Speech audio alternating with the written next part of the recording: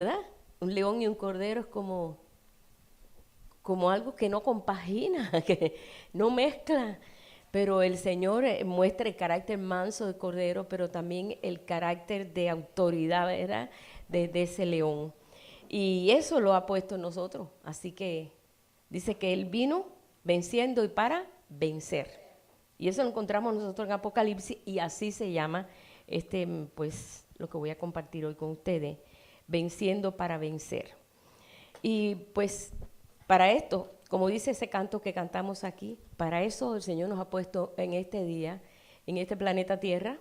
Hubiéramos nacido nosotros en el año 500, quizás en el 1800, quizás en el 1900, a principios del siglo, donde ya toda la gente que nació a principios del siglo ya no existe, ¿verdad? Muchos no existen, otros quizás así, muy poquita gente. Pero bueno, nos ha puesto en este tiempo y por alguna razón Él nos ha llamado en este tiempo porque nosotros podemos contener toda la verdad que el Señor nos ha prometido. Y Él ha estado capacitando un pueblo a través de los tiempos. Y ha llegado el tiempo en que Él resume todas las cosas. Dios no es un Dios que deja las cosas a media. Él lo que empieza lo acaba. Él comenzó el libro y Él lo va a terminar. Y lo va a terminar con un pueblo que sea obediente, un pueblo sometido, sujeto a Él en amor, no a la fuerza. Dios no quiere nada a la fuerza. Y por esta razón yo quiero que busquemos ahí en Apocalipsis, vamos a buscar aquí, 6:2. ¿A cuánto les gusta este libro de Apocalipsis? A mí me encanta. Creo que tiene tantas cosas valiosas y que el Señor está revelando para este tiempo, que por esta razón, a través de tantos años, el pueblo de Dios ha sido pues una confusión en el libro de Apocalipsis, ha sido algo catastrófico y hasta de miedo, hasta muchos nunca ni lo leían y otros pues lo interpretaban a su manera. Pero Dios permitió porque Él guarda sus secretos muy celosamente. Y así es Él. Él sabe cómo guardar sus secretos y sabe cómo revelarlos y a quién revelarlos. Por esta razón, cuando vemos aquí que vi cuando el Cordero abrió uno de los sellos y oí uno de los 4 seres vivientes decir como con voz de trueno, ven y mira. Hay una actitud en nosotros como pueblo de Dios. Yo estoy hablando todo el pueblo de Dios, los que nos están oyendo a través de internet, cualquiera de nosotros que nos consideramos hijos de Dios, porque tenemos que estar seguros. Así como yo sé que yo soy hija de mi mamá y mi papá, así tenemos que tener nosotros la certeza que somos hijos de Dios. Así.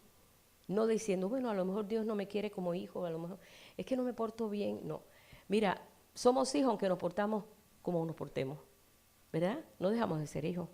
Pero qué bueno poder ser hijos ejemplares. Que nuestros padres no se avergüencen de nosotros. Y ese es el hijo que Dios está levantando en nosotros. El hijo que nunca avergonzó al Padre, Jesús, el Cordero y el León. Él nunca dejó al Padre avergonzado. Al contrario, el Padre siempre tuvo palabras de satisfacción sobre él. Este es mi hijo amado, en quien tengo contentamiento, me complazco en él. Este es mi hijo amado. La expresión de Dios siempre al hijo fue una expresión preciosa y una expresión siempre de favoritismo, que tú eres mi hijo amado, yo quiero hijos así. Nos deja un buen modelo. Y entonces aquí cuando vemos que hay 7 sellos que están cerrados y que no se pueden abrir y solamente el Cordero se le permitió abrir esos sellos y estaban bien cerrados, pero de tal forma que no se entendía lo que iba a pasar. Dice que el primer sello trae una garantía de que hay alguien que ha vencido y está venciendo y sigue venciendo en nosotros. Dice, miré y vi un caballo blanco y el que lo montaba tenía un arco. Dice, y le fue dada una corona y salió venciendo y para vencer. Jesús ya venció, él venció, él todo lo que tenía que hacer venció. Pero ahora está para vencer. ¿Dónde? En nosotros. Estamos nosotros ahora en la acción. Cada vez que tenemos una victoria, cada vez que vemos una respuesta de una oración o hemos pasado por una prueba o hemos vencido en algo, Él está venciendo. Él es el que está venciendo en nosotros. Y nosotros hemos dicho, Señor, tú puedes hacerlo, yo no tengo medio ni manera, pero tú sí puedes. y yo te creo porque tú puedes. Él está venciendo y va a vencer. Entonces, estamos nosotros con la seguridad, estamos bien armados para poder hacer frente a lo que venga o lo que sea. Y a veces son cosas tan pequeñas. Dice que mucho pueblo de Dios cae en las cosas pequeñas. A veces la situación es tan grande que tenemos que usar un montón de fe ahí, oye, y vencemos. Pero después vienen unas cosas pequeñitas y ahí es donde somos estorbados. ¿Por qué? Porque no le tomamos cuidado o porque simplemente nos dejamos llevar por la fuerza de nosotros. Entonces ahí, en esas cosas pequeñas, vamos a tener nosotros el cuidado también de vencer en esas cosas pequeñas. Y dice aquí, este reto que es una posición que es de victoria con una recompensa, la vamos a encontrar en las 7 iglesias de Apocalipsis. Esas 7 iglesias, en todas hay un llamado a vencer. Hay un llamado a vencer. El que venciere, le daré esto. El que venciere, le daré aquello. El que venciere, lo sentaré conmigo, así como yo he vencido. De la misma forma que el Señor venció, nosotros estamos venciendo. Si puedes recibir esto, si no puedes recibir esto, dile al Señor que te lo revele. Pero Él dice, así como yo he vencido y me senté con mi Padre en su trono, así ustedes también van a hacerlo. Si les parece que esto es una cosa muy grande, muy alta, muy imposible de llegar, hermano, es que todavía no estamos nosotros reaccionando a que estamos en el reino. Yo creo que muchos pudieron alcanzar esto, ¿verdad? Ahora, ¿a qué cosa tenemos que nosotros vencer? ¿A un gigante? David venció a un gigante teniendo una edad que no era edad de ser todavía ni soldado. Todavía no había llegado ni a los 20 años cuando él enfrentó a Goliat. Ni siquiera sabía usar el traje que usaban los soldados, porque no estaba preparado para eso, pero él sabía de dónde venía su fuerza. Y ahí es donde nosotros es donde tenemos que tomar. Él sabía de dónde venía su fuerza porque él dijo, ¿sabes qué? Yo te voy a destruir a ti a través del Espíritu de Dios, que es el que me da fuerza. Y él reconocía que el Espíritu de Dios estaba en él. Y él se sentía pues con una fuerza increíble, a pesar de que ni tenía edad, ni tenía el conocimiento para enfrentar un soldado tan gigante como este hombre que medía más de 10 pies de altura. Si era un gigante, era aquí al techo. Y la fuerza que tenía y todo, y la armadura que tenía y la espada que tenía y todo era grande. Pero esto hizo que él pudiera vencer, pero él lo creyó. Cuando nosotros creemos algo así, el Señor nos capacita. Yo puedo porque Él puede. Y yo sé que lo hago porque Él lo hace. Por esta razón es que el Señor nos ha llamado y Él se sienta en este trono, el trono de nuestro corazón. Hay un canto que dice, en el trono de mi corazón te has sentado con poder. Y lo hemos cantado, pero a veces no lo razonamos. En nosotros hay un asiento donde o me siento yo o se sienta Él. No se sienta el diablo, porque mucha gente pone el diablo por ahí. No. O me siento yo, que yo represento ese 6, el hombre natural, o se sienta el Señor. Entonces, cuando dejamos que sea Él que se siente, vamos a tener autoridad. Vamos a ser como aquellos profetas que enfrentaban reyes malos, porque eran reyes malos, como el rey Acab, y reyes que le cortaban la cabeza a cualquiera. Y tenían la fuerza de venir, como fue Elías, y enfrentó a rey Acab, que eso no lo hacía nadie. ¿Por qué? Porque sabía quién estaba sentado en él. Y sabía que iba en nombre de Jehová, el Dios de los ejércitos. Entonces, en esa autoridad que Dios nos ha dado, es bueno que ya sea hora de ejercerla. Porque ¿cuándo lo vamos a ejercer? ¿Cuándo? ¿Cuando estemos en el cielo ahí con la palmita? No. Aquí en la tierra es donde se ejerce el poder. Aquí es donde se desarrolla lo que Dios trajo para aquí. Venga tu reino como en el cielo, aquí a la tierra. Así como en el cielo, como podemos ver nosotros que todo es dirigido por Él y todo es movido por Él en una armonía perfecta, porque todo está perfecto. Así sea tu gloria aquí también en la tierra. Aquí nosotros somos los que estamos limitando que resplandezca ese reino. Porque Dios nunca nos va a obligar a la fuerza.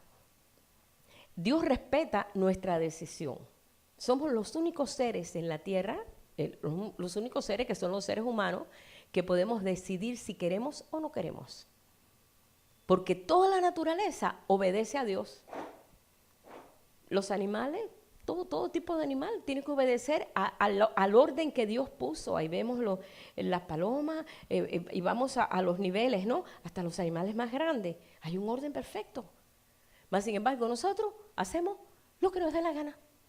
Porque tenemos libre albedrío. O sea, podemos tener libertad de decir, yo quiero hacer esto, pues yo no quiero obedecerte, yo no quiero hacer esto. Y entonces podemos nosotros decidir. Dios nos ha dado el poder decidir. Y se lo dio a su pueblo desde un principio. Pueblo de Israel, decidid por la vida o por la muerte. Y los dejaba que ellos decidieran. No los llevaba a la fuerza. Pero entonces nosotros tenemos que vencer en todo lo que se opone a Él. Eso es lo que tenemos que vencer. Ahí es donde nosotros tenemos que ver dónde está la cosa. Yo tengo que vencer qué cosa es malo y qué cosa es bueno, y qué cosa es lo que debo hacer y lo que no debo hacer. A veces venía un hermano y decía, hermana, ¿es malo esto? Digo, pregúntaselo al Espíritu de Dios. Sí, cosas así como cosas simples, ¿no? ¿Es malo esto? ¿Es malo aquello? Porque el que ha sido criado en ese nivel de bueno y malo, pues sabe que esto es malo, no debes hacer esto, esto es bueno. Me recuerda una vez que fue un misionero de Cuba a España. Y este misionero, pues, muy conocido en Cuba, el hermano González Peña, él, pues, en Cuba nos enseñan que los cristianos no deben de tomar nada, que no, porque ofende a Dios.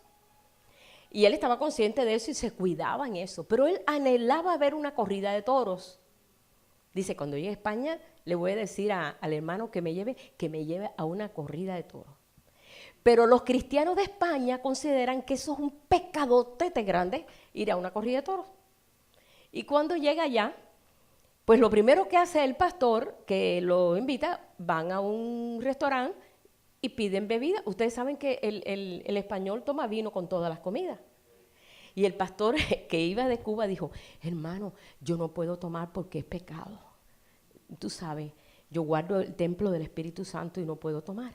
Dice, hermano, nosotros aquí tomamos vino, es parte de la forma en que nosotros vivimos aquí y pues nosotros es normal, para nosotros no es malo.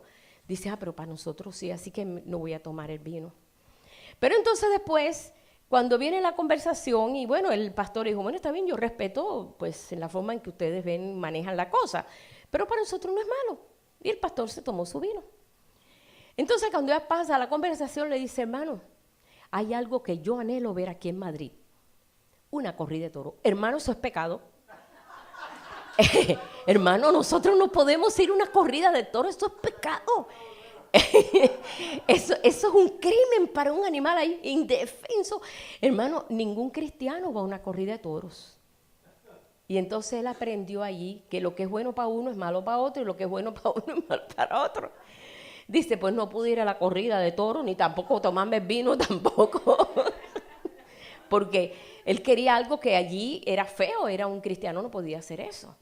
Bueno, y eso es lo que nosotros, si nos estamos guiando por lo bueno y que por lo malo, entonces, ¿qué es lo que es bueno para Dios? Aquello que se opone al reino, lo que se opone a Él, eso es lo que tenemos que nosotros vencer. Yo me recuerdo al hermano Calleiro, los que todos conocen al hermano Calleiro, bien lindo el hermano. Hubo un hermano que él le estaba hablando del evangelio, y el hermano Calleiro es de hijo de pastor bautista, o sea que toda la vida estuvo en el nivel ese de que no bebida, no hubo nada, tú sabes. Y este hombre dijo, mira, si tú te tomas conmigo una cerveza, yo te escucho. Él le dijo, pídela, yo me la tomo por tal que me escuche. Dice, en mi vida me voy a tomar una cosa tan espantosa. Era una cosa horrible. Amarga, eso no había que se lo tomara, pero por tal de que él me escuchara, ¿sabes qué? Que se convirtió ese hermano y todavía fiel en el Señor, un hermano en Atlanta. Oye, y dijo, ahora me doy cuenta, y aquel pobre Calleiro se tomó aquello como si fuera una magnesia, ¿no? Como a veces nos daban leche de magnesia. Dice, qué cosa tan horrible. Y dice, ahora háblame eso que me quieres hablar, porque ahora me doy cuenta que no estás escatimando nada. Entonces le presenta la salvación tan grande que tenemos. Y sabes que ese hermano sigue fiel hasta este día. Y tú dices, bueno, si se hubiera tenido una postura religiosa, no hermano, tú sabes, eso es pecado, yo no puedo hacer, no hubiera conocido. Bueno, el Señor usa muchas formas, muchas maneras. Y siempre nos acordamos que dice, jamás en mi vida yo había tomado una gota de alcohol. Así que casi que me muero. Pero aquel me escuchó y recibió al Señor. Y realmente el poder vencer nosotros en todo lo que se opone a Él es el llamado. El Señor cuando habla en las 7 iglesias Apocalipsis, en las 7 dice, el que venciere, yo le daré del maná escondido.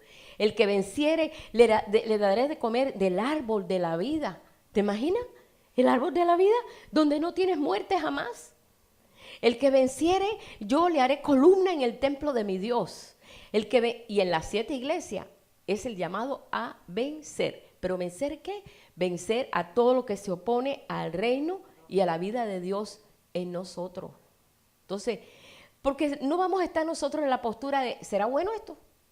Una vez una hermana me dijo, hermana, ¿y tú comes manzana? Y digo yo, claro, dice, pero si con eso cayó Eva y... Digo, espérate, ¿en qué parte de la Biblia dice que es una manzana? A ver, dice, no, yo no sé, pero siempre las monjas me dijeron que no comiera manzana porque que se crió en una escuela de monjas. Digo, hermana, ¿qué manzana? Puedes comer todas las frutas que hay en el huerto. No, no sabía cómo explicarle que eso pues, era una desobediencia que hubo, pero no dice nunca qué fruto fue. Nada más que es una desobediencia. Pues dice, ay, hermana, siempre he querido comer manzana. Pues mira, vete al grocery y come todas las que tú quieras, que no pecas con eso. Porque aprendió a vivir, esto es bueno, esto no es bueno. Y no es así. Porque hoy en día, aquellos que dicen que lo que es bueno es malo y los que dicen que lo que es malo es bueno, imagínate qué confusión. Vamos a estar confundidos. Pero entonces, ¿qué tenemos que hacer? Inclinarnos al reino, a su justicia, a Él. Y entonces Él nos va a ir indicando lo que nos conviene y lo que no nos conviene, de acuerdo a Él, a lo que el Señor nos ha enseñado. Quiero que sepan que el reino no es un sistema religioso, no, ¿cómo puedo decir? No es un sistema como expectación, porque, por ejemplo, nosotros estamos en un sistema aquí político. Nosotros somos simples espectadores, o sea que nosotros, pues, nada más que votamos cada 4 años, pues, tenemos derecho a votar, ¿verdad? Y a elegir el presidente. O hay pueblos que no, que hacen trampitas ahí y sacan el que ellos quieran. O sea que, no sé si aquí pasó eso también. Pues no sé. Mira, hay muchas cosas. Pero bueno, como quiera, nosotros sabemos que no es el ser participante. En el reino, el evangelio, no es ser solamente un espectador. Es ver, mira, qué bueno que Dios está bueno. No, es uno que participa. Uno que participa, que eres parte de lo que Dios te está llamando. Tú no eres uno que estás mirando a ver cómo lo están haciendo. Eso pasó cuando tú eres un espectador, tú te guías por las masas, por lo que te dicen. Vamos a ver a Jesús. Jesús entra en Jerusalén. Todo el mundo contento, echaban ahí ramas porque representaba al Mesías, ¿no? Y todo el mundo, Hosana, Hosana, y todo el mundo contento porque estaba entrando el Mesías a Jerusalén, en un burrito. ¿Pero qué pasó a los poquitos días? Toda esa gente, ¡crucifíquenlo! Tú dices, ¿pero qué es esto? ¿Cómo es esta gente? ¿Cómo cambiaron así? Porque es fácil mover las masas. Pero cuando tú eres un participante, no te mueve las masas. Tú sabes lo que tú piensas, tú sabes lo que está pasando, tú estás enterado, no te mueve la emoción solamente, te mueve la realidad. Y esto pasó en ese tiempo, así que Jesús tuvo eso. Pero quiero leer aquí unos cuantos versículos que recomienda aquí, pues, en este caso, el apóstol Pablo, el apóstol Pedro. Vamos a leer Hebreos 3, 14 al 15. El libro de Hebreos no se sabe si lo escribió el apóstol Pablo, no dice el autor, pero se supone porque tiene la misma forma, el mismo formato. Pero hasta el momento no solamente. pero quiero que leamos aquí donde dice en Hebreos 3, 14 al 15. Dice, porque tenemos parte con el Cristo. Estoy leyendo en la edición de arameo, o sea que está un poquito más clara. Porque tenemos parte con el Cristo si nos tomamos firmemente de este pacto verdadero, desde el principio hasta el fin. O sea, dice, si escuchas hoy su voz, no endurezcas tu corazón para provocarlo a ira. Estamos nosotros siendo participantes del verbo. O sea que estamos nosotros entendiendo lo que está pasando. Dios ya no quiere un pueblo ignorante. El pueblo ignorante lo mueven fácilmente los políticos, las masas. Cualquier cosa mueve un pueblo ignorante. ¿Qué pasó cuando en los tiempos de en los años 40 y pico, ¿no? Cuando hubo la guerra con Hitler y todo eso? ¿Cómo esa gente se dieron a la tarea de matar tanta gente? 1,5 millones de niños mataron. Aparte de los, 6 millones de gente que mataron, entre ellos había 1,5 millones de criaturas. Los metían en cámara de gas y los mataban. Así, porque sí, de gratis. Y tú dices, ¿cómo esa gente se dejaba mover a hacer una cosa tan drástica? Porque es fácil mover las masas cuando tú no hay un entendimiento. Pero el Señor quiere que nosotros estemos bien entendidos, seamos bien entendidos de lo que estamos haciendo. En 2 de Pedro, capítulo 5, de 3 al 4, no, del capítulo 1, 3 al 4 dice, así como todas las cosas que pertenecen a la vida y a la piedad nos han sido dadas por su divino poder, mediante el conocimiento de aquel que nos llamó por su gloria y excelencia, por medio de las cuales nos ha dado preciosas y grandísimas promesas, para que a través de estas promesas llegásemos a ser participantes de la naturaleza divina. ¿Tú sabes lo que es ser participantes de la naturaleza divina? ¿Alguna vez te has dado cuenta de los versículos que escribe aquí, pues, lo que dice Pedro? Habiendo escapado de la corrupción y de las bajas pasiones propias del mundo. Por eso el Señor tuvo 2 enemigos. El Señor tuvo 2 enemigos fuertes. Uno fue el mundo. Él dijo, en el mundo hallaréis aflicción, pero confiad, yo he vencido al mundo. Porque el mundo, ¿qué cosa quería? Matarlo, destruirlo, desbaratarlo, no quería nada. Lo que quería, ni siquiera. Y el otro enemigo fue el sistema religioso. Fueron 2 grandes enemigos que enfrentaron, y esos 2 tipos de enemigos fueron los que lo crucificaron. Qué casualidad, ¿verdad? Qué casualidad. Esos 2 tipos de enemigos. Después cuando vienen los religiosos, y él enfrentó a los religiosos y de frente, porque él los enfrentó. Y no que se peleó, sino que les puso las cosas en claro. Y le dijo, ustedes hacen muchas cosas que parecen buenas, pero lo están haciendo en doble sentido. Lo están haciendo para atraer a ustedes personas. Y se ponen unas largas vestiduras, y como decimos, y se ponen sus flecos, y se estiran los flecos, y se amplían las filacterias, que era lo que ellos se enrollan en las manos y en la cabeza. Dice, para que todo el mundo diga, ay, qué religiosos son.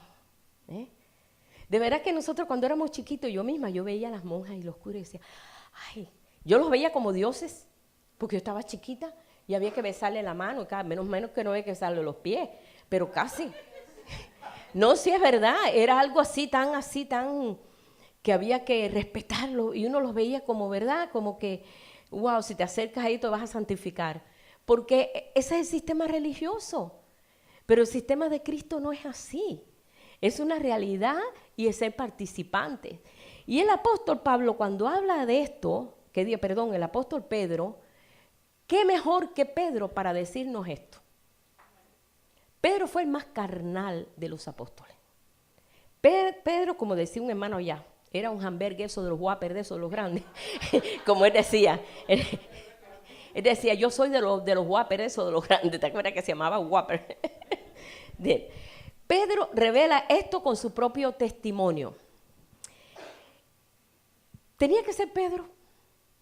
Pedro, el apóstol que negó a Jesús, ¿te imaginas? Por miedo.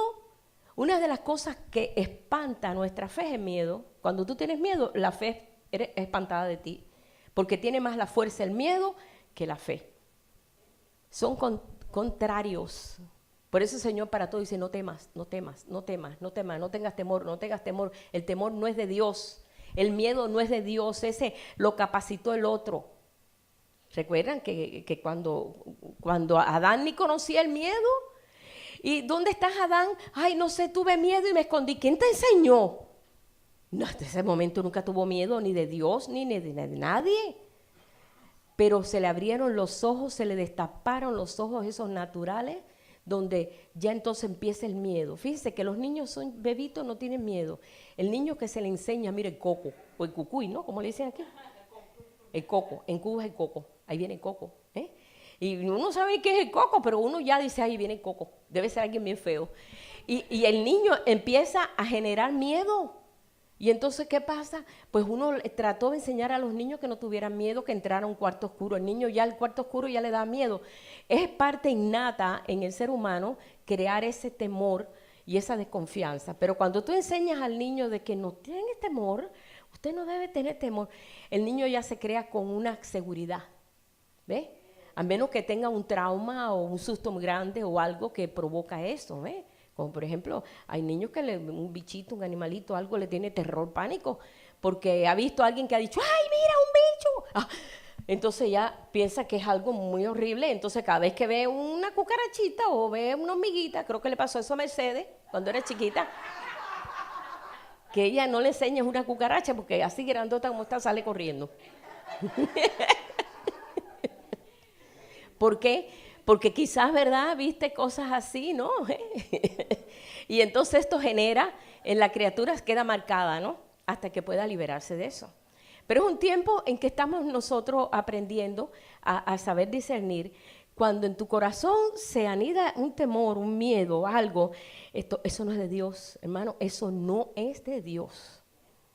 Porque el Señor echa fuera el temor. El amor echa fuera el temor. A veces gente dice, ay Dios mío, y si me pasa esto, ay, si me pasa aquello otro. Me recuerdo una vez que vinimos de New York con la tía de Pablo, que la íbamos a traer 3 meses aquí. La hija puso las manos en el avión, y señor, digo, ay niña, no tienes que hacer tanta cosa, no se va a caer. Y señor, que este avión llegue. Porque ella pues es católica, pero no es que porque sea malo que sea, sino que ella tenía miedo que a su mamá le pasara algo. No sé si de nosotros no le importaría, pero su mamá. Y puso las manos, casi que va y unge casi acá al piloto. Digo, no, tranquila, va a llegar bien, todo va a ser bueno. Porque nunca se había separado de la mamá y le parecía que se le iba a perder, ¿no?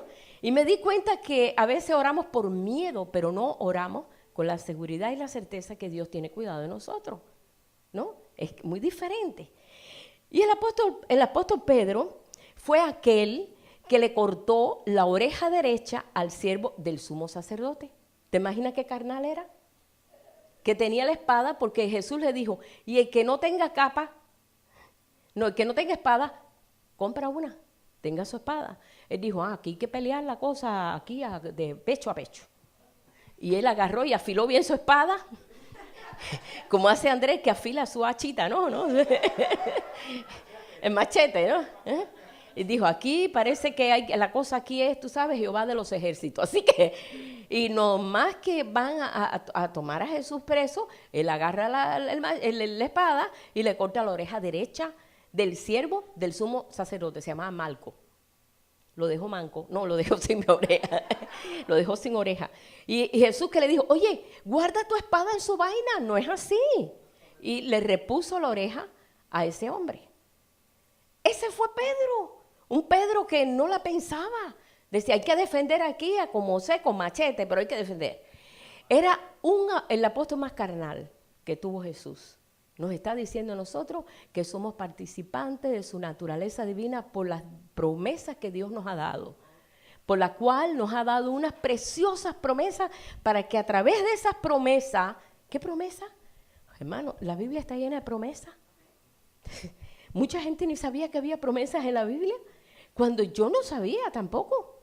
Cuando me dan un libro donde dice las promesas de Jesús, digo, ¿promesas de Jesús? ¿Qué es eso? Cuando me pongo a leer, todo eso está en la Biblia. Yo no sabía que había esas promesas tampoco. Descubrí el mar Pacífico, como de mucha gente dice, oye, lo que descubrí con esto.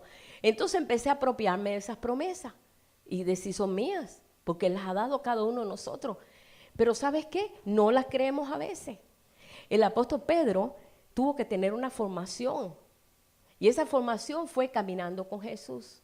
Nosotros podemos empezar a vencer caminando con el Señor. Y tú dices, bueno, pero si ya Jesús no está aquí en el planeta, ¿pero dónde está sentado? ¿En tu corazón? ¿No está o no está? Está en tu corazón, ya nosotros lo hemos dicho. Aquí vemos a Pedro también, aquel que por miedo, pues él era muy valiente, porque él se fue al patio ahí donde estaban teniendo el juicio, donde llevaron a Jesús. Él llegó al patio, pero cuando llegó al patio, vieron que se parecía a aquel que andaba con Jesús. Le dijo, oye, ¿tú andas con...? No, yo no ando. No solamente negó, sino maldijo. 3 veces negó a Jesús y hasta maldiciendo. Oye, tú andabas con ellos, yo te vi. Es que tú hablas como ellos, tú eres como ellos. Y empezó a maldecir y fue cuando cantó el gallo. Pero 3 veces lo maldijo. Maldijo, no, yo no fui, yo no soy de él, yo no soy. Por el miedo genera que nos portemos así. Hasta negar realmente que el Señor está en nosotros por nuestras actitudes. Él puede decirnos a nosotros que verdaderamente somos partícipes de la naturaleza divina. Cuando Jesús fue a lavar los pies de los discípulos, nadie dijo nada. Pedro, a mí no. Tú sabes que eso es una cosa muy vulgar. El que lavaba los pies de la gente siempre eran los siervos, pero no el Señor. Decir, yo soy el Hijo de Dios, lavar mis pies. Y entonces Pedro fue el que se opuso. Todos dejaron que le lavara los pies. Pedro dijo, no, a mí no me lavarás los pies jamás. Pedro le dijo, si no te los lavo, no tienes parte conmigo. No, si la cosa es así, lávame completo. Porque era muy exagerado. Así dice, lávame todo. No, nada más que necesito lavar los pies. O sea que hay personas así que son o todo o nada. Él dijo, no, Señor, no vas a hacerlo. Entonces lo encontramos en la Escritura. Eso está en Juan 13, verso 8. No me lavarás los pies jamás. Pues si no te los lavo, no tendrás parte conmigo. Entonces, ¿cómo el Señor nos lava los pies? Cuando se nos ensucia, cuando caminamos, andamos y nos mezclamos en esto, en aquello, en cosas que no es agradable a Dios. Hay muchas cosas que nos vamos mezclando. Y llega un momento que nos envolvemos y después estamos, perdona, Señor, pues mira, no sé, como dicen aquí, se me chispoteó. Ya he aprendido algunas palabras aquí que después tengo que traducirlas a los hermanos. Se me pasó. Yo espero no, si voy a Cuba ahora ya a predicar, no me van a entender. Por eso en las 7 iglesias hay un llamado a vencer. El llamado es a vencer. Y tenemos, hermanos, todas, podemos decir, las herramientas para vencer. Pues tú dijeras, no las tengo. David traía todas las herramientas para vencer a Goliat. Pero Saúl dijo, no, ponte este traje. Y le puso aquel pues, imagínate, el casco. Y no podía andar porque no estaba diestro en eso. Y se lo puso. Él dijo, bueno, está bien. Cuando se puso aquello no se podía mover. ¿Qué va a tirar una piedra? ¿Lo matan? Entonces dijo, mira, yo voy a usar lo que yo sé. Ya él sabía porque Dios lo había adiestrado. Es lo que el Señor nos está adiestrando. El Señor lo había entrenado en el campo de batalla. ¿Dónde? Cuidando las ovejas. Que cuando venía un león, que cuando venía un oso, que cuando venía un coyote, que cuando venía... Él lo mataba, él lo espantaba. Entonces ya ese era el entrenamiento. Y nosotros estamos en un entrenamiento constante. Por eso el Señor dice, mira, no tengan temor, porque yo he vencido al mundo. Así como yo he vencido, ustedes pueden vencer también. Nosotros ahora no tenemos un Goliat. No tenemos que pelear con un Goliat, estamos en un país muy libre, donde tú tienes libertad religiosa, o sea, tú puedes creer sin que nadie te diga nada, tú puedes andar con tu Biblia caminando y nadie te va a decir nada. A mí una vez me paró un soldado con una ametralladora. Yo tenía que pasar por todas las embajadas húngara, checa, rusa, para poder llegar a la iglesia, que eran como 14 cuadras. Y para poder ir directamente donde yo estaba, a la iglesia, que era en la misma calle, tenía que pasar 14 cuadras y tenía que pasar por todas las embajadas. Y ahí estaban las postas. Y yo iba con mi Biblia y me paró. Las piernas se me aflojaron. Nunca se les han aflojado las piernas. Mira, me empezaron a temblar las piernas así. 15, 16 años, imagínate. En ese tiempo uno es medio bobo, ¿verdad? Porque uno no sabe ¿Y qué llevas ahí? Digo, me voy a la iglesia, esta es mi Biblia. Usted sabe que nuestro líder, ministro, qué sé yo, como le dijo ella, no cree en Dios. Digo, bueno, pero yo sí creo en Dios. Dice, pero usted sabe que Dios no es. Empezó a discutir conmigo y yo con la metralleta, yo mirando la metralleta que ella, yo, ay, mi madre. yo lo que miraba era la metralleta porque una cosa así. Y dicen, usted sabe que a nosotros nos está. Bueno, empezó a querer adoctrinarme. Yo estaba tan espantada y tan poco acostumbrada a tratar con gente así que yo dije, bueno, pero yo sí creo y mis padres también. Voy para la iglesia. Yo iba con mi hermanito Ray, que tenía 7 años, y yo decía, Dios mío, que Ray no hable, porque ese sí que no se callaba.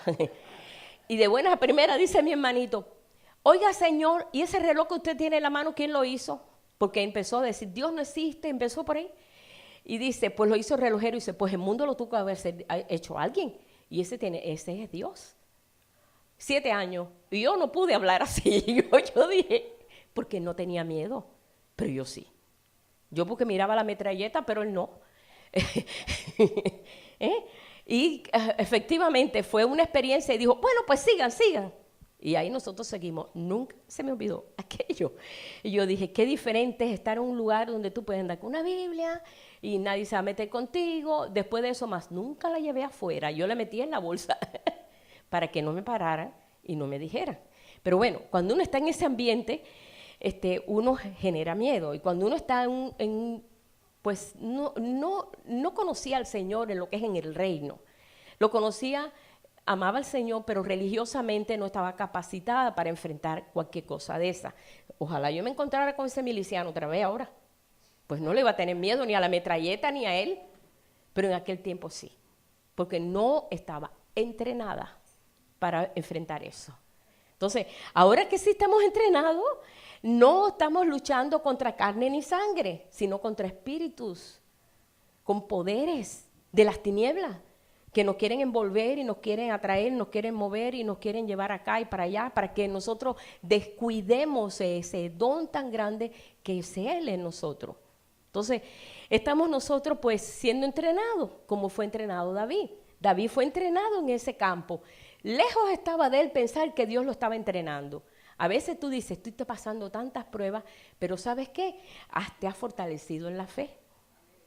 Y tú ni te has dado cuenta que te has fortalecido en la fe porque has pasado una prueba. Y a veces Dios permite un entrenamiento así, hermano. Y viene un entrenamiento que tú dices, pues yo no entiendo. Los entrenamientos militares son terribles. Hay gente que muere en el entrenamiento, ¿sabes? Hay gente que muere en el entrenamiento. Mi hermano fue marín y él me contó el entrenamiento que pasó para poder irse a Vietnam. Y gracias a Dios, al entrenamiento que tuvo, él pudo ahí en Vietnam salir vivo. Muchos no salieron vivos, pero él pasó un entrenamiento muy fuerte. Y eso es lo que el Señor nos está llevando a nosotros, a ese entrenamiento en el cual nosotros podemos ejercer esa autoridad en medio de cualquier situación. Pero lo más fuerte que nosotros hemos recibido en esta hora es saber que su silla está en nosotros, que Él está sentado en nosotros, que nosotros nunca estamos peleando solos, que Él está venciendo y para vencer, que ya Él venció, pero nosotros tenemos que vencer también. ¿En qué? En aquellas cosas que se presentan y nosotros tenemos que decir, bueno, o el reino o el mundo. O el reino o el mundo. ¿Qué le pasaba al sistema religioso? El sistema religioso quería caminar religiosamente, pero agradando también al mundo. Porque ellos hacían largas oraciones para impresionar. ¿A qué? ¿Qué? Eso de impresionar, eso es del mundo. El mundo impresiona, pero el Señor no, el Señor era muy sencillo. Cuando venía uno ahí a ser sanado, nunca usaba las mismas formas.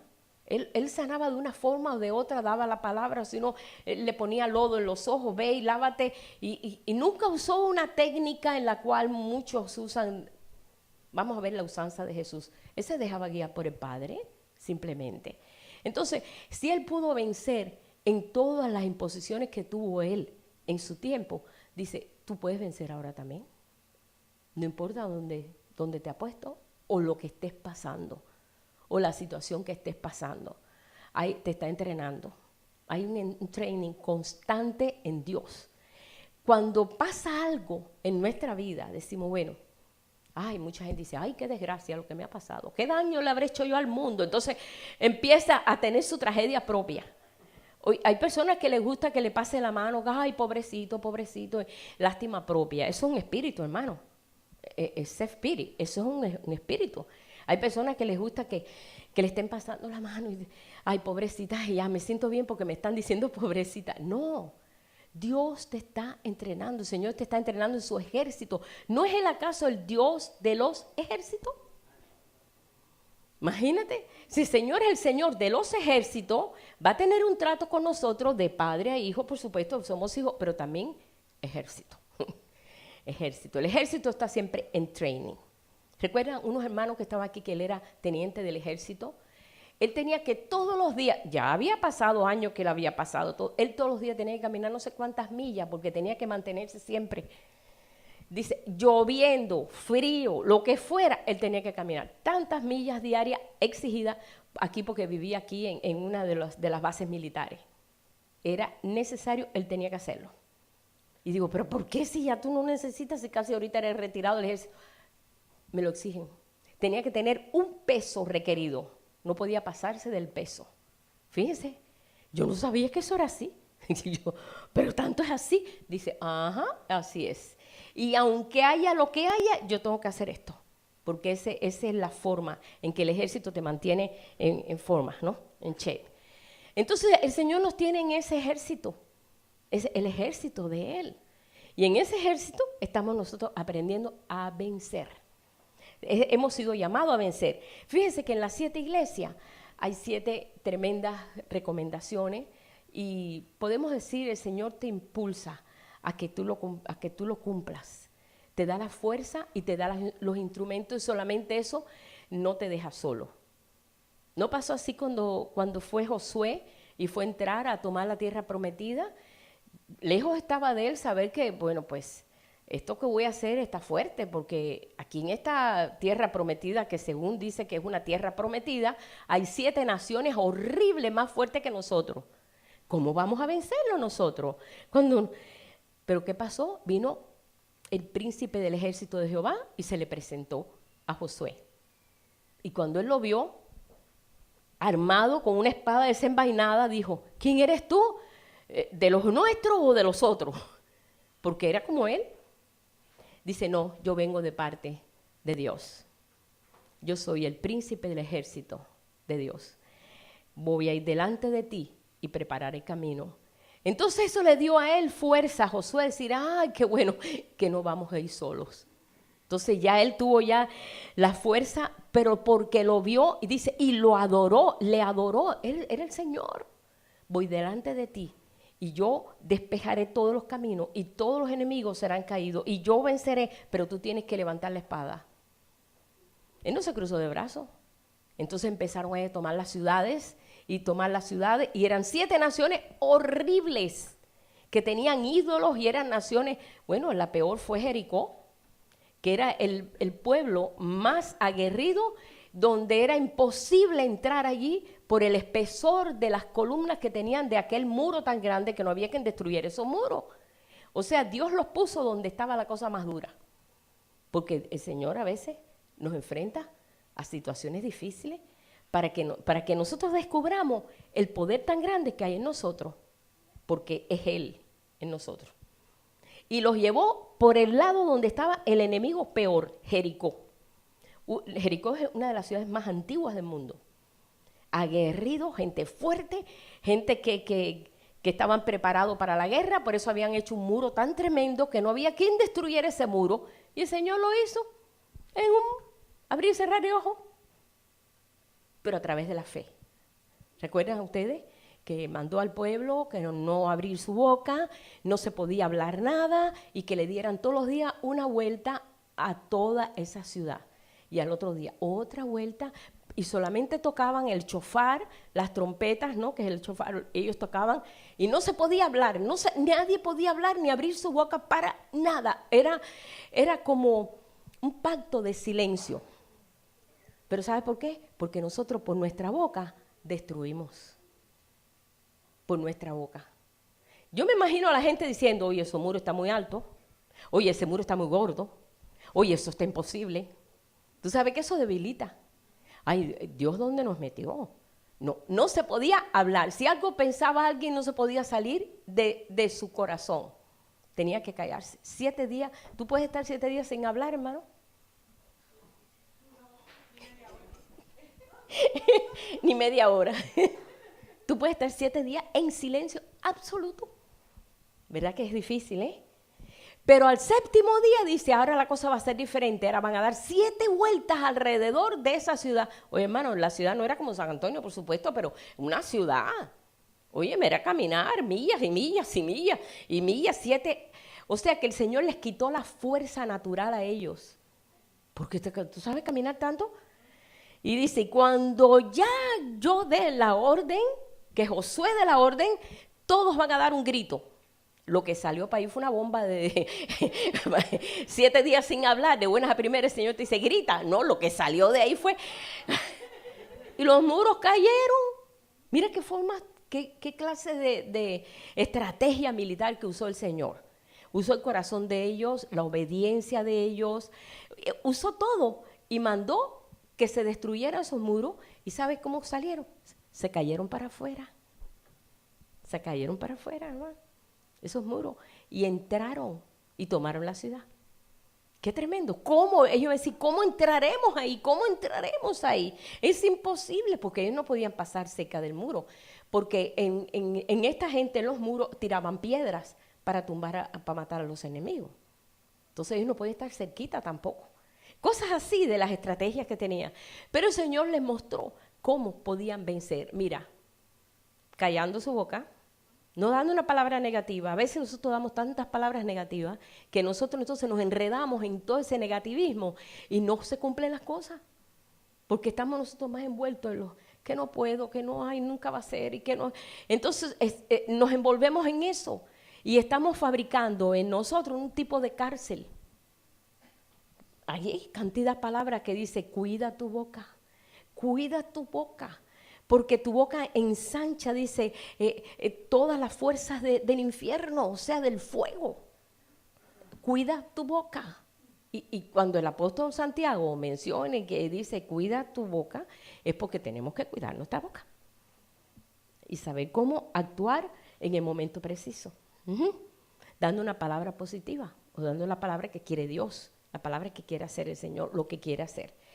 Y en estas 7 iglesias, donde nos da a nosotros pues el incentivo de que nosotros podemos vencer, nos da una recompensa.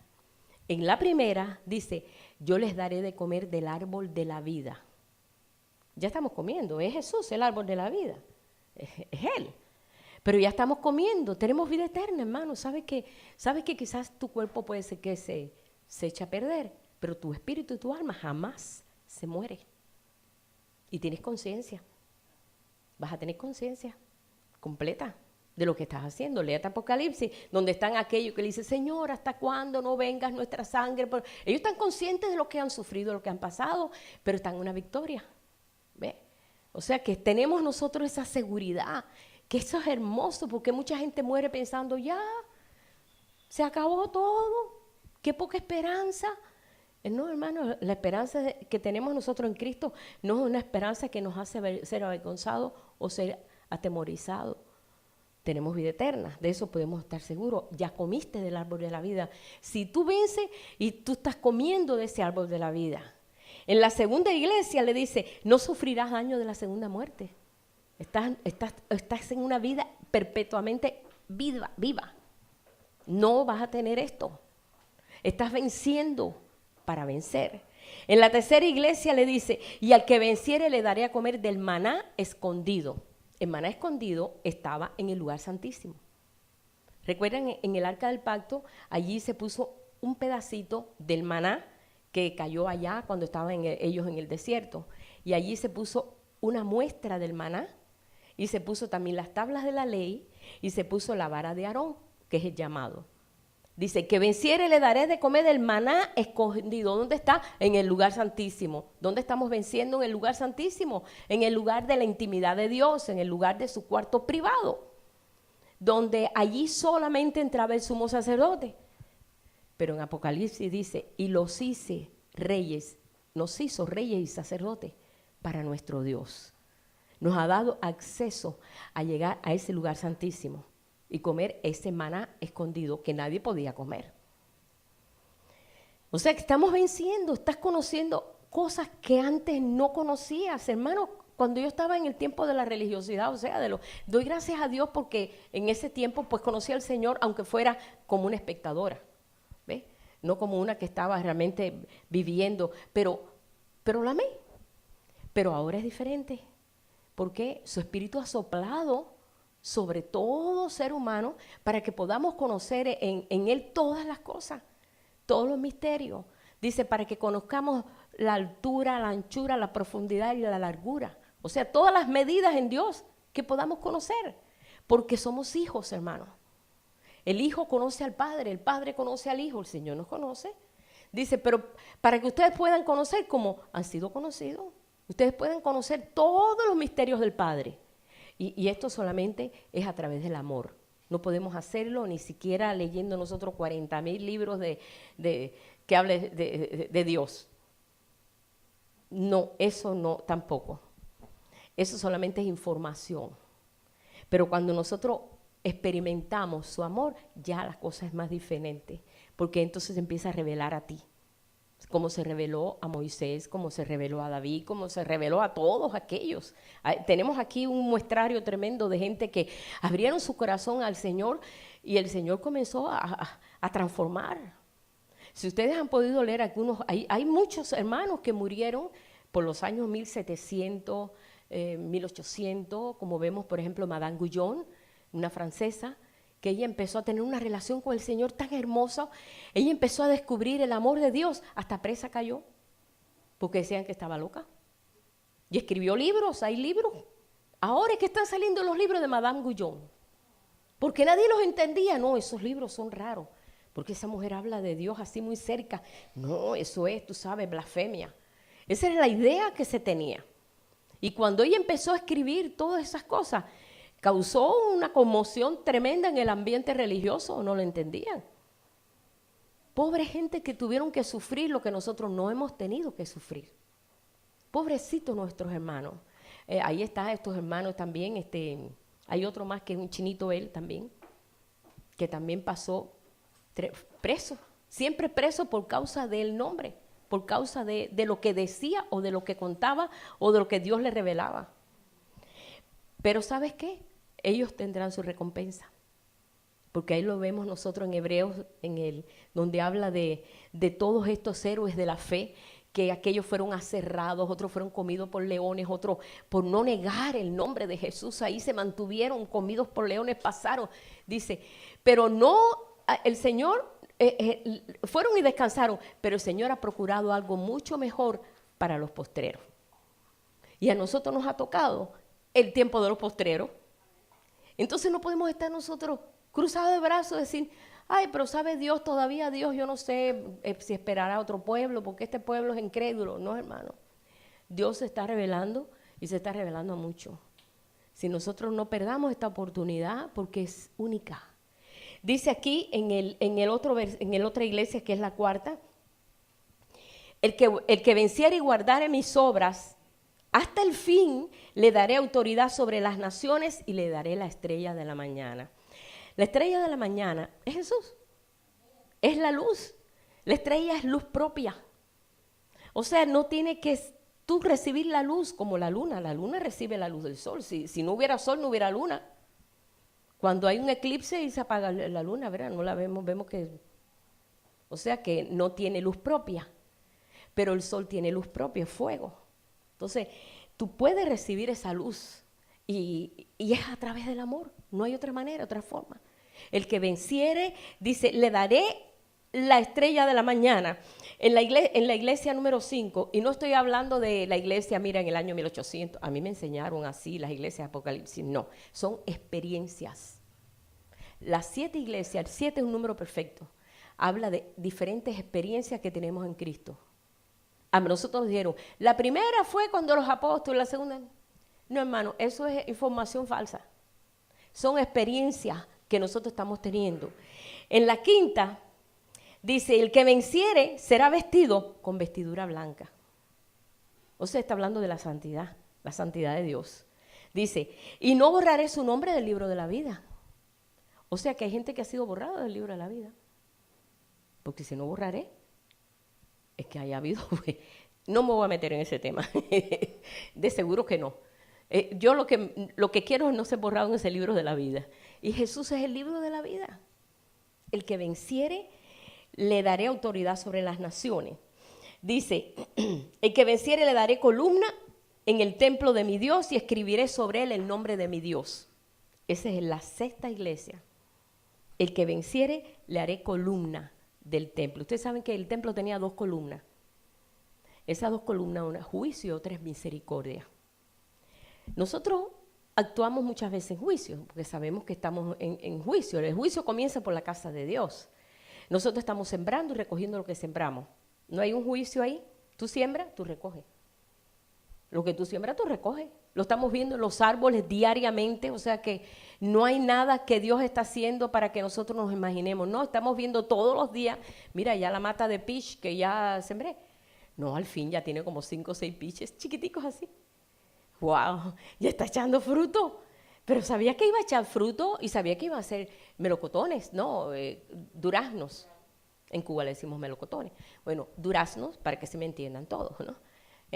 Y yo esperé varios años para que diera durazno. Y al fin ya se decidió la mata a echar durazno. Ahora nada más que tengo que cuidar que los animalitos por ahí no me lo coman, ¿no? Pero se sembró, ¿qué? Durazno. ¿Qué dio? Durazno. Entonces, sabemos que eso es una acción de juicio que se cumple. El que la hace la paga. No oímos mucho eso, ¿verdad? En el mundo se dice mucho eso. El que la hace la paga. El que hace el mal, pues recibirá el mal.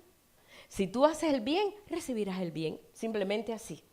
Y así como está diciendo aquí, el que venciere lo haré columna en el templo de mi Dios. Esas 2 columnas, juicio y misericordia. Pero en nuestro corazón tiene que haber la misma misericordia que la misericordia que había en Jesús. Dice, Dios es tan bueno que Él hace salir su sol sobre buenos y sobre malos. Si somos nosotros, decimos, sobre los malos no. Va a ser sobre los buenos nada más, porque son buenos. No. Dios es tan bueno que Él hace salir su sol sobre buenos y malos. ¿Por qué Él es bueno? Simplemente porque nos ama. Simplemente porque ama a los malos. Porque Él no quiere que sean malos. Quiere que sean buenos. Entonces, Él les da oportunidad para que miren y digan verdaderamente Dios tiene poder de todo. ¿Cuántos de nosotros tuvimos que tener un enfrentamiento con Dios? Llegó un momento que nosotros dimos un enfrentamiento con el Señor, ¿verdad?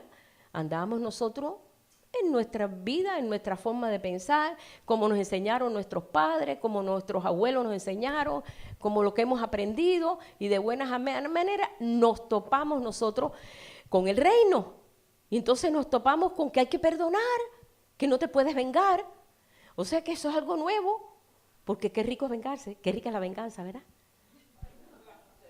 No es verdad, es rica la venganza. Porque no, pero dice Dios, mía es la venganza, yo pagaré. El asunto no es nuestro, la venganza es de Él. Pero Él la cumple. Él es un Dios vengativo. Oh, sí, Él la cumple. Ahí, léete ahí tantas historias aquí en la Biblia donde el Señor solamente le hace lo que sembraron. Y ahí y vemos, ¿verdad?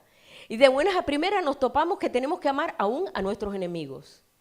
Es difícil, hermano, tener que amar a un vecino, ¿verdad? Como el vecino de acá de Alfonso, que nombre, que eso fue hasta que, pues mejor vamos a bendecirlo y el Señor arregló todo, como nuestro vecino de enfrente. Ahí la vecina de enfrente nos hizo la vida a cuadrito cuando abrimos la iglesia aquí. No quería que hubiera iglesia. Reunió a todos los vecinos para buscar firma para que aquí no hubiera una iglesia. No pudo vencer. Entonces nos acusó de que esto no era un lugar para iglesia y tuvimos que pasar por inspección, que por ahí está el permiso, está ahí en la pared. Inspección de bomberos, de electricidad, de qué sé yo, un día entero ahí. Tuvimos que hacer todas las conexiones nuevas para poder tener el permiso de los bomberos y bueno, cuántas cosas. Pero nosotros lo que dijimos, vamos a bendecirla. Vamos a bendecir. Era una hermana Yo digo una hermana porque creo que era metodista, no sé, pero hizo el intento que hizo para parar toda la obra, y nosotros lo que hacíamos era orar por ella. Señor, la bendecimos, la bendecimos, la bendecimos. Y se para una hermana y dijo, yo tengo una palabra que me está dando el Señor. El Señor me está diciendo, buscarás a tus enemigos y no los encontrarás. Búscalo. Hasta la casa se quemó. Y nunca deseamos eso. Ahí no quedó nada. Nada. Ni ceniza. Bueno, cuando vino aquí el canal 41, no sé qué, esta muchacha Loitza, vino ahí y pusieron ahí las cámaras porque se estaba quemando todo ahí enfrente, y ahí pusieron las cámaras, el canal, qué sé yo cuántos canales vinieron, y yo le di el testimonio, y dice ella, ¡ay, me pongo chinita! Yo le di el testimonio, digo, mira, eso que tú estás viendo, nosotros no lo queremos que le hubiera pasado, porque ya no vivía nadie. Esa gente se fueron de ahí, quitaron el buzón y se desaparecieron, y no sabíamos dónde estaban. ¿Y dónde están los vecinos? Los buscarás y no los encontrarás. Nos acordamos de la palabra profética. Y yo, wow. Y cuando vinieron a los 2 o 3 días y limpiaron allí, se llevaron todo eso quemado, no quedó nada, ni raíz ni rama. Y ya lo vendieron. Amén. Y el Señor, nosotros no tuvimos que levantar nuestra mano, ni acusadora, ni nuestro dedo acusador, sino bendecirlo. Si tú tienes un enemigo que te está haciendo la vida cuadrito, que tú dices, ya no aguanto más, empieza a bendecirlo y tú vas a ver.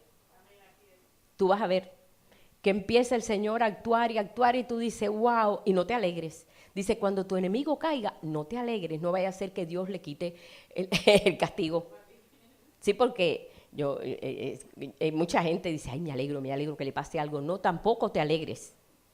Sino, al contrario, Señor, ten misericordia y que esta persona pueda conocerte. Oiga, hermano, pues más nunca nos molestaron. Ese es nuestro Dios. Y esto es lo que te da autoridad a ti. Dice, esa es la misericordia. Actuamos en misericordia y Dios actúa también en juicio. Y Dios para la situación. Todas estas cosas que han venido, pues ha sido para bendecirnos a nosotros. ¿Por qué? Porque somos sus hijos. Y ya la última iglesia, que es la 7ª, 7 es un número perfecto, me gusta mucho. Al que venciere, le daré que se siente conmigo en mi trono, de la misma forma como yo he vencido y me he sentado con mi Padre en su trono. Y quiero hablarles de esto porque el llamado de sentarnos es el llamado más alto que hay. Ese es el llamado más alto que hay. El espíritu religioso siempre ha buscado sillas de autoridad. Ustedes no se han fijado que la iglesia tiene 2 tremendos tronos así de sillas. Vaya, no es que estoy en contra de eso, tengo una sillita allí, pero no es ni comparable. Yo allí porque me siento allí nada más. O sea que te sientan en una autoridad. ¿Sí? Porque al hombre le gusta eso. Al ser humano le gusta ser reconocido, que le diga, mira el doctor fulano de tal. Me contaba el hermano Fred, me contaba que un hermano se fue de la iglesia porque era un médico y cuando le saludaron no le dijeron doctor. Y se fue. Dice, qué falta de respeto. Tenían que haberme dicho el hermano doctor fulano de tal. Por Dios. Dice, ¿te imaginas qué cosa tan orgullosa? El orgullo no compagina con el amor de Dios. No. Dios no es así. Jesús pudo haber dicho, mira, yo soy Dios. Me vestí de hombre, me respetan. Jesús pudo haber dicho eso. Aquí está Dios, caballero, aquí está Dios. Mira, hago milagro porque soy Dios. Jesús nunca hizo eso. Dice, Él ni siquiera alzará su voz por las calles, decía Isaías. Dice, para que lo descubran, va a ser muy modesto, muy sencillo. Ese va a ser el Mesías. Él pudo haber hecho otra cosa, pudo haber nacido allí en el templo, o pudo haber nacido, pues sí, porque era el Mesías. Pero no es así, así no actúa Dios. Y Jesús, cuando fue investido del poder de Dios en el Jordán, fue directamente al templo, a limpiar el templo. ¿Y qué hizo? Volcó las sillas de los que cuidaban las palomas. ¿Ustedes no creen que eso está un poco sugestivo? ¡Qué casualidad! La silla de los que manejaban las palomas. Siempre cuando habla el Señor de las palomas está hablando de su pueblo. Paloma mía, hermosa mía. ¿No nos dice eso en Cantares, Cantares? Eres mi paloma. ¿Por qué habla en esos términos? Porque la paloma es un animal que es muy fiel. Cuando se le muere su pareja, se quedó viudo perpetuamente. Ese no se casa más nunca, se queda solo. Así es la paloma. Es el carácter que tiene, ojos de paloma, porque no tiene más ojos de paloma. La paloma solamente tiene ojos para su palomo y el palomo para su paloma. Esos son los ojos de paloma. Por eso leemos nosotros en Cantares de Cantares, tus ojos como de paloma. Tú dices, ay, qué romántico Salomón. No, es que eso tiene una profundidad. Y dice que allí volcó la silla de los que vendían palomas. Dice, y se molestó mucho. Porque ellos se estaban apropiando de lo que eran esas ofrendas de las palomas. ¿Sabes qué? La ofrenda de paloma era una ofrenda de pobre. ¿Y cuántas la vendían? Pues sabe Dios, le daban un precio altísimo. Y las tenían ahí, ¿de qué forma? Para poder vivir de ellas. Y el Señor le volcó la silla y dijo, se acabó esto aquí ya. Y eso es lo que está haciendo el Señor hoy en día. Está volcando la silla. Porque la única silla que va a permanecer es su silla, es la que está en nosotros. Esa es donde Él se sienta. Y nosotros le decimos, Señor, siéntate en tu trono. Tú estás sentado en tu trono donde tú riges.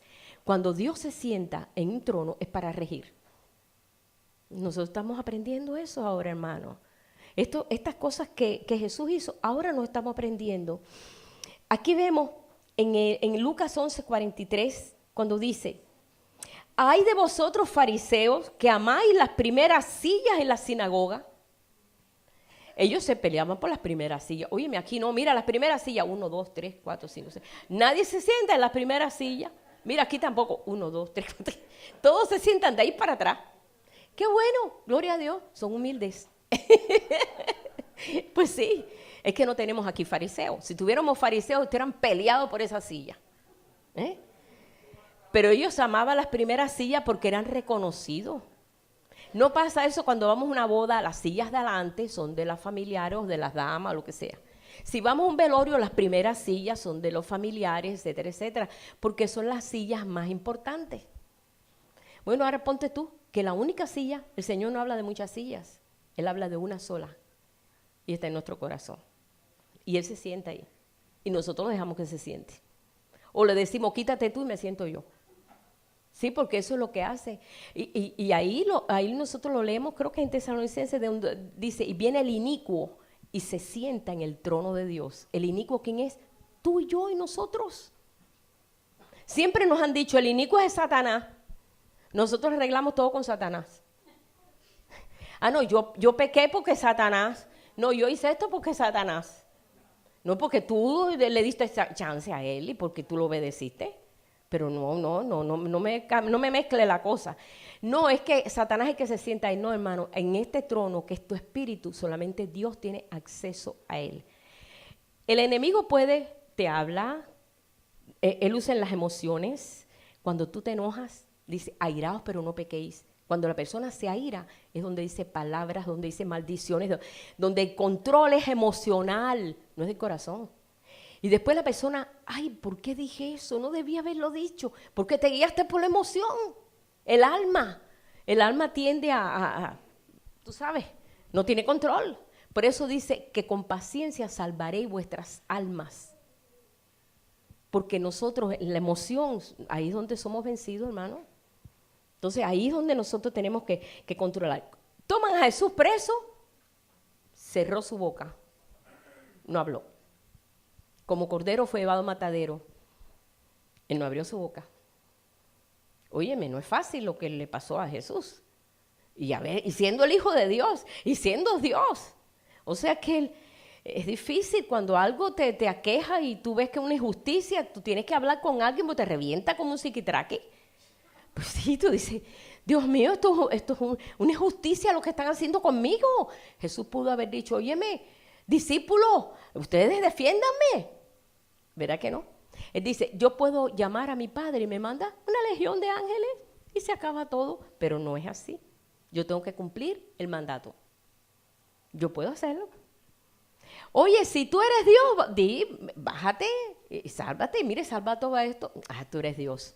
Médico, cúrate a ti mismo. Oye, ¿cuántas cosas le dijeron? Dice, me injuriaban en la cruz, me injuriaban. Y él tenía que cerrar su boca. ¿Cuántas veces nos han injuriado, han dicho de nosotros y hemos tenido que, Señor, tuya es la venganza? Yo los perdono. Me da tanta pena por lo que van a pasar. Y muchas veces te injurian, levantan falsos testimonios. Esa es la séptima. Si tú te vas a las 7 cosas que abomina a Dios, es que te levante un falso testimonio. Levantar un falso testimonio contra una persona, un hermano, una persona, quien sea, eso es una de las cosas que Dios aborrece. Ahí está, 7 cosas abomina mi alma. Y ese está en esas cosas. Y Jesús tuvo que sufrir eso. Tuvo que sufrir acusaciones falsas. Decir cuántas cosas le dijeron de lo que le acusaron.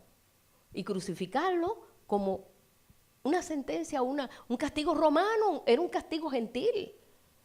Porque lo que hacían los judíos era apedrear. A él no, a él lo clavaron. Le hicieron algo que hacían los romanos. O sea, que tuvo que sufrir aún de manos del mundo, de manos de los romanos, porque el romano fue el que lo crucificó, pero quien le dijo que lo crucificara, el sistema religioso. Fíjense cómo juegan las dos cosas, el mundo y el sistema religioso. Entonces, el Señor nos está sacando el sistema religioso. Babilonia no quiere, dice, salid de Babilonia, pueblo mío, salid de Babilonia porque no vas a crecer. Necesitas crecer, pero si mientras estés en Babilonia, vas a estar en Babilonia, como decimos nosotros. Mija, esta está en Babilonia, quería decir, está en otro mundo, así, te vas a quedar en Babilonia. No, el Señor nunca dejó a su pueblo en Babilonia, lo sacó, 70 años ahí en Babilonia, pero lo sacó y lo llevó a Jerusalén, donde empezaron de nuevo a bendecir a Dios, a conocer otra vez de la palabra y todo. El Señor no nos va a dejar en Babilonia, pero si yo me quiero quedar en Babilonia y hago mi casita en Babilonia, ahí te vas a quedar. Asume la consecuencia. Pero el Señor nos está diciendo, sale, en Apocalipsis lo dice, en Apocalipsis, y cuando se escribió Apocalipsis, la ciudad de Babilonia no existía ya. Está hablando espiritualmente. Es lo que produce ese lugar, ese estado. Dice aquí, ese asiento no se logra a la fuerza, ni se logra por posición. Aunque tú seas un super obispo, porque ahora hay muchos, o super apóstol, no, porque ahora tú les tienes que decir a los que dicen que son apóstol fulano, apóstol, sí, pues si no se enojan. ¿Saben eso, hermanos? Se lo digo para que estén alerta, porque eso no es así. Eso no es así. Jesús nunca quiso imponer su liderazgo por encima del amor, nunca.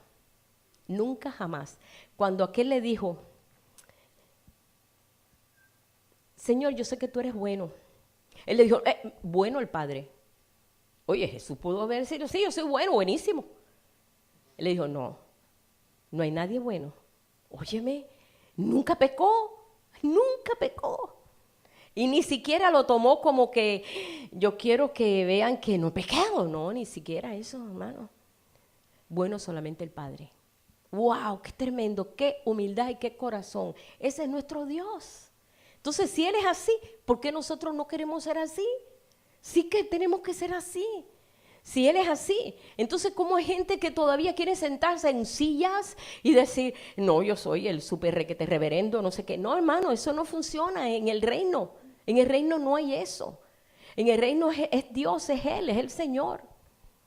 Y estamos aprendiendo esto y tenemos que quitar la máscara.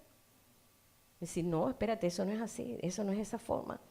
Dice aquí, quiero leer en Efesios, vamos a terminar ahí ya en Efesios. En Efesios 1. Qué tremendo libro, este libro de Efesios, que es una carta que hizo el apóstol Pablo a los Éfesos. Qué tremendo libro de revelación. Bueno, es que encontramos en todo, pero Efesios es tremendo. Capítulo 1, verso 4 al 6, dice, según nos escogió en Él nos escogió en Él. O sea que nosotros estamos escogidos desde antes de la fundación del mundo. A ver si podemos digerir esto. Dice, según nos escogió en Él antes de la fundación del mundo para que fuésemos santos y sin mancha delante de Él. Posiblemente tú te mires y te veas tantos defectos y yo, que a mí me escogió. Yo creo lo que dice aquí. El Espíritu a mí me está dando testimonio, porque dice a la ley y al testimonio, de que nos escogió desde antes de la fundación del mundo. Él nos escogió para un propósito. Y para un propósito nos puso aquí. O sea que Dios tiene un propósito, que a veces nosotros nos entretenemos con esto, con aquello, con tantas cosas. Y no se cumple el propósito. O nos sentimos a veces tan solos, o nos sentimos aislados, nos sentimos nosotros como que estamos, que no entramos en lo que tenemos que entrar, y que no vencemos, y que todo nos sale mal, y ahí nos acomodamos en esa situación. Enfócate un poco aquí en lo que el Espíritu de Dios está queriendo mostrar. No importa la edad que tengas, no importa, te has nacido para este tiempo. Hay un propósito en Dios. No te metas solamente en lo que tienes, dice. Y también en amor, habiéndonos predestinados, o sea, nos destinó desde antes para ser adoptados, hijos de Dios. Óyeme, hermano, ¿te imaginas que tú eres una persona que con todos los defectos que tú puedas tener, porque todos esos defectos los hemos traído de la tierra, de esta naturaleza y de la forma que nos criaron y de la forma en que nosotros hemos pasado situaciones que nos han endurecido o han puesto temor en nosotros? ¿Cuántas cosas, verdad? Como decía mi abuela, cada persona es un mundo, es verdad. Cada persona es una historia, un mundo. Y hay mucho sufrimiento, otros no lo tienen. Pero dice aquí, en amor, habiéndonos predestinado para ser adoptados hijos suyos por medio de Jesucristo, según el puro afecto de su voluntad. Es simplemente porque Él le place. No por nuestros valores, sino porque Dios quiso hacer esto, así como Dios levantó a Elías, así como levantó a Eliseo, así como levantó a David, así como levantó a cada uno para ciertos propósitos, porque de Él es la tierra, su plenitud, el mundo y lo que en Él habita. Todo es de Él. Y todo fue creado por Él y para Él. Nosotros no somos de nosotros. Pero así todo, ¿qué libertad tenemos? ¿Verdad? Comemos lo que queremos, vamos donde vamos, tenemos una libertad tremenda. Somos libres. Dice, ¿para qué? Para la alabanza de la gloria de su gracia, con la cual nos hizo aceptables en el amado.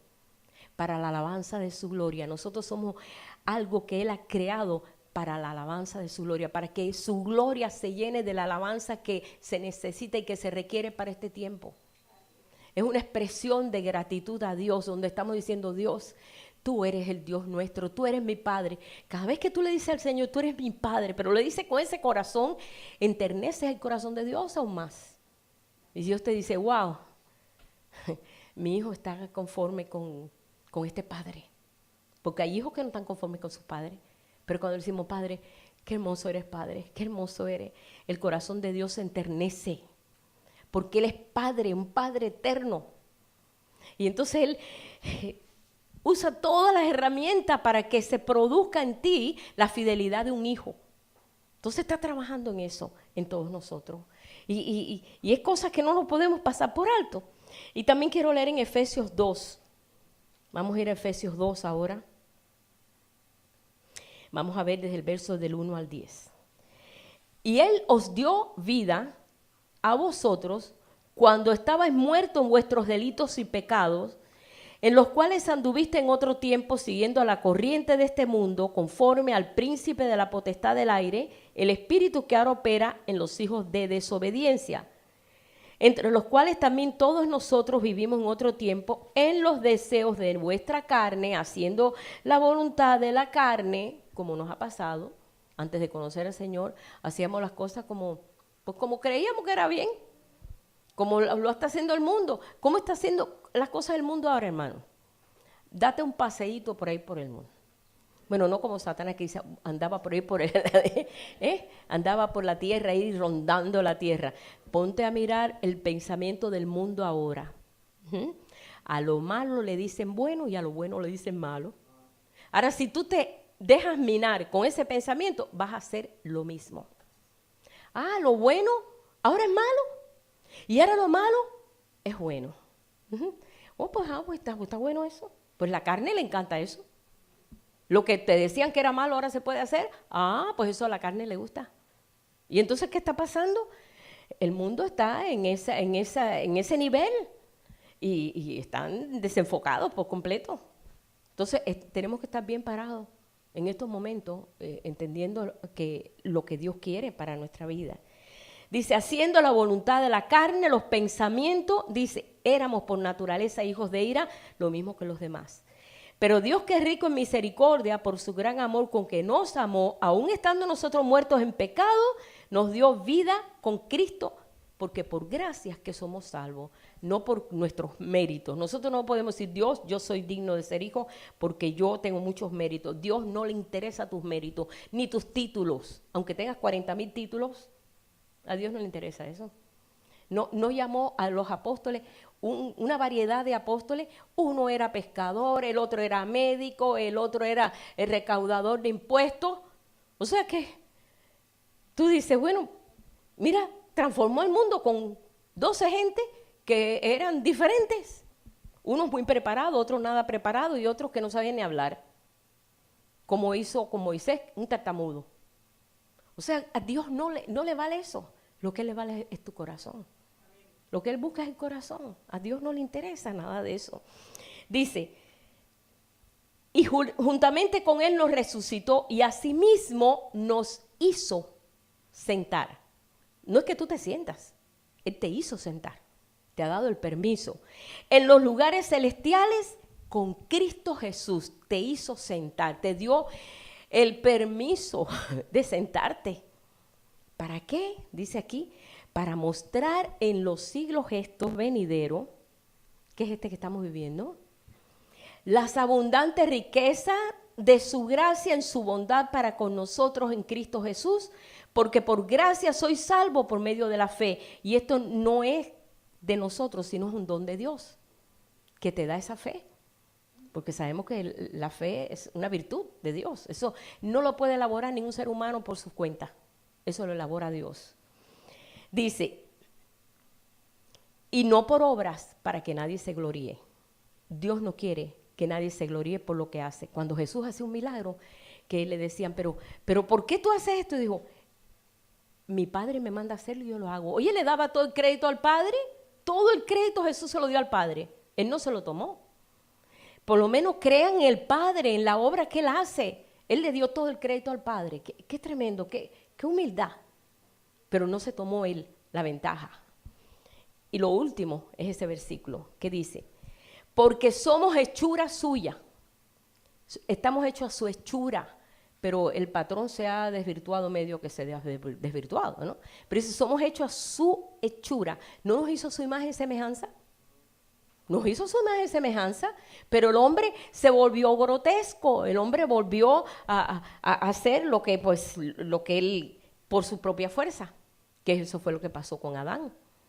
Pero por eso es que vino Jesús a volver a decir, óyeme, ustedes son hechos a mi hechura, entren en el molde. Y Jesús vino, venció, quitó completamente al hombre viejo, lo quitó, murió Adán y comenzó el postrer Adán. Él es el nuevo Adán. ¿Para qué? Para que entonces nosotros podamos tener la reserva de decir verdaderamente, si Él venció, yo venzo también. El Señor venció, yo venzo también. Porque somos hechura suya, creados en Cristo Jesús para buenas obras, las cuales Dios preparó de antemano para que anduviésemos en ello. Yo creo que nos ha sentado no para malgastar nuestra vida. Mucha gente ha malgastado su vida. Ha perdido toda la fuerza, ha malgastado su vida y finalmente ha dicho, no hay propósito, no sé para qué vivir. Hay gente que ha llegado a ese punto. Nosotros conocimos un señor que realmente fue tan triste y no teníamos nosotros una palabra espiritual así para levantarlo en medio de eso. Era un español en Sarasota cuando llegamos de Cuba. Nadie hablaba español en ese pueblo y muy poquita gente, casi nadie. Y este hombre estaba en un nursing home queriendo morirse, pero no hablaba inglés y no conocían a nadie que hablara español y nos encontraron a nosotros, unos refugiados, salió en el periódico y entonces ellos nos avisaron que si hablábamos español, que fuéramos al nursing home porque había un hombre que se quería morir, que estaba bien, pero no quería comer, no, se quería morir. Y no sabía por qué, porque no sabía explicar a nadie. Y nadie hablaba español. Y para allá fuimos. Y el hombre estaba en cama, un hombre como de no más de 60 años. Entonces le dijimos, cuando empezamos a hablar en español, él vio los cielos abiertos. Digo, nosotros somos refugiados, acabamos de llegar de Cuba, somos refugiados, pero queremos saber qué le pasa, por qué usted se quiere morir. Y dice, es que mi vida no tiene propósito. Yo huí de España, salí de España para ser rico en este país porque es el país de las oportunidades. Y malgasté mi vida en bebida, en mujeres, malgasté mi vida. Y finalmente, pues, ni me casé, ni tuve hijos. Mi vida la malgasté porque se me hizo aquí tan fácil todo. Y ahora estoy enfermo, pero ¿para qué yo voy a vivir? No tenía incentivos de vivir. Y usted no tiene familia en España. Pero hace tantos años yo ni siquiera, ni a mi madre, ella no sabe, ella cree que a lo mejor que yo me morí, pero yo no tengo fuerza porque yo les dije, yo voy a regresar rico a España. ¿Y cómo voy a decirle que estoy destruido? Yo no puedo. Pues danos la dirección de España. Y ahí le sacamos la dirección de España. Nosotros queríamos también avisarle a la mamá que estaba vivo, a ver si ella tenía algún incentivo con la familia. Y le contamos todo a la mamá y les mandamos la carta a España. Y lo íbamos a visitar y a puro suero lo tenía. Ese hombre no quería comer, no quería vivir. Y dijo, es que no quiero vivir. Y la mamá nos escribió, contenta de que al fin había sabido su hijo después de tantísimos años. Le enseñamos la carta, dice, pero yo no tengo fuerza. Ya no tengo fuerza, ya se acabó mi vida, yo no quiero vivir, no quiero vivir. Y se murió. Vivimos una vida así, o sea, sin incentivo ninguno, ni planes, ni nada. Y le hablamos del Señor, digo, mira Jesús, pero ni le interesaba ni Dios, no le interesaba nada. Yo nunca he visto una persona tan seca como esa persona. Y a los poquitos días murió. Esa fue la vida de una persona que no tiene ningún incentivo para vivir para nada. Ni siquiera criado en la religión católica y todo. Nada le había a él movido ni había motivado a él para vivir. Nosotros nunca vamos a llegar a esa situación, ni vamos a permitir nunca llegar a esa situación. Pero esa es la situación de un ser humano que no encuentra razón de su vida. Hemos sido adoptados como hijos. Hemos sido predestinados. Hemos sido aún diseñados desde antes de la fundación del mundo con un propósito firme. Agarrémonos de eso. Digamos, Señor, yo no quiero más gastar mi vida en lo que, en enemistades, en que odio a aquel, que ya no aguanto a aquel, que no aguanta a aquel, que vecino, no podemos malgastar ya nuestra vida en eso, sino que eso sea el motivo de nuestro adiestramiento para poder vencer en medio de lo que Dios nos ha permitido vivir. Porque Dios te ha puesto ahí en ese barrio, o te ha puesto a aquel pueblo, o te ha puesto a aquella familia, para que tú te adiestres y puedas vencer en medio de eso y decir, verdaderamente Dios ha vencido en medio de esto. Me ha puesto impedimentos, pero gracias a Dios, Padre, en ti no hay impedimento. Y nosotros podemos vencer, porque hemos nacido venciendo para vencer. Así que es hora que nosotros nos tomemos realmente en estos momentos, decir junto con Jesús, yo confío porque yo he vencido también al mundo. Él venció al mundo. Él venció al mundo. Nosotros también vamos a vencer el mundo que a veces se nos mete aquí todo. Mira, aquí es donde se nos mete el mundo. ¿Sí es verdad? Porque aquí estamos nosotros mirando a ver cómo y de qué manera y de qué y de cómo salgo de esta y cómo voy y cómo voy. Sí, hermano, así es. Pero mira, toma un tiempo, al día, un ratico. Yo sé que hay muchos agobios en la vida, el trabajo, esto, lo otro, los muchachos, son muchas cosas, pero tómate un ratito, así como te tomas un ratito y te sientas y comes, porque nunca pasas por alto eso. ¿Verdad que no? ¿Verdad que no se nos pasa? No se nos pasa. Hasta la merienda no se nos pasa. Eso sí que no. Bueno, vamos a verlo como algo así, algo que es básico en mi vida. Porque yo tengo que recurrir a las bases que Dios está poniendo. Él está sentado ahí. Dice, yo estoy a la puerta y llamo. Si alguno abre, yo entraré y cenaré con él. Él quiere cenar con nosotros. ¿Qué quiere decir eso? Alimentarnos. Él quiere alimentarnos. Y ahí estamos nosotros, no, yo no quiero esa comida. Yo quiero otros vecinos, pero ese no. No, ¿eh? El Señor nos quiere alimentar. Entonces vamos a hacer un alto en nuestra vida, vamos a parar y decir, espérate, tiene que haber un momento en que yo me meto en el closet donde sea, Señor, háblame, muéstrame, yo te quiero, solamente alábale, adórale, dale un tiempito. Entre tanto tiempo, diezma tu tiempo. Porque a veces nosotros le damos tiempo a todo, pero no le damos tiempo al que tiene valor.